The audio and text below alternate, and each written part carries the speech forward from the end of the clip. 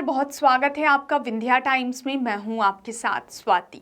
मध्य प्रदेश में वोटिंग खत्म हो चुकी है, अब सबको रिजल्ट का इंतजार है। लेकिन इस बीच कांग्रेस और बीजेपी दोनों ही दलों में जबरदस्त मुकाबला देखने को मिला है।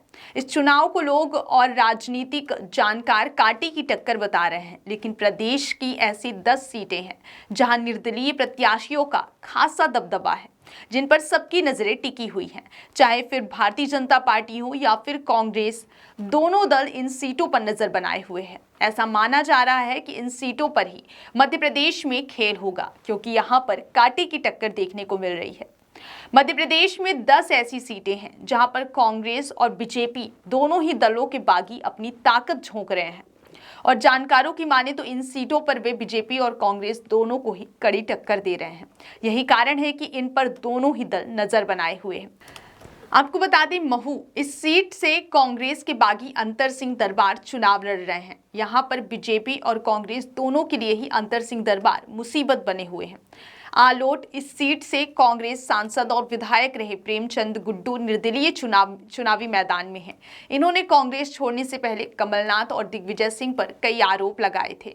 वहीं गोटेगांव, यहाँ पर कांग्रेस की पहली सूची में टिकट पाने वाले शेखर चौधरी का टिकट दूसरी लिस्ट में काट दिया गया था, जिसके बाद उन्होंने बगावत अख्तियार कर ली थी और निर्दलीय चुनावी मैदान में उतरकर कांग्रेस से आमना सामना करने का फैसला कर लिया था। महिदपुर इस सीट से प्रताप आर्य ने बीजेपी से बगावत करके निर्दलीय चुनाव लड़ा है। बुरहानपुर इस सीट की चर्चा हर विधानसभा चुनाव में रहती है, क्योंकि इस सीट को लेकर ऐसा कहा जाता है कि यहाँ निर्दलीय प्रत्याशी हमेशा खेल बिगाड़ते हैं।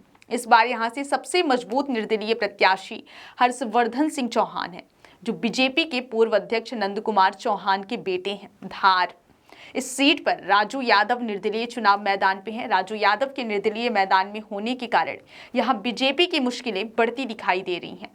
सिवनी मालवा इस सीट से ओम रघुवंशी निर्दलीय चुनावी मैदान में है। ओम इस सीट पर कांग्रेस को कड़ी टक्कर दे रहे हैं। जब उन्होंने कांग्रेस का दामन छोड़ा था तब जमकर विवाद हुआ था। नर्मदापुरम सीट से भगवती चौरे यहाँ पर बीजेपी की मुश्किलें बढ़ा सकते हैं।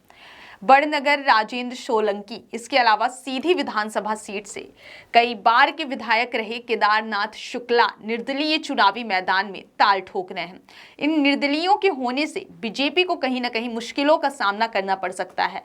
तो वहीं अगर ये निर्दलीय चुनाव जीतते हैं तो दोनों ही दल अपने रूठे नेताओं को मनाने का प्रयास जरूर करेंगे।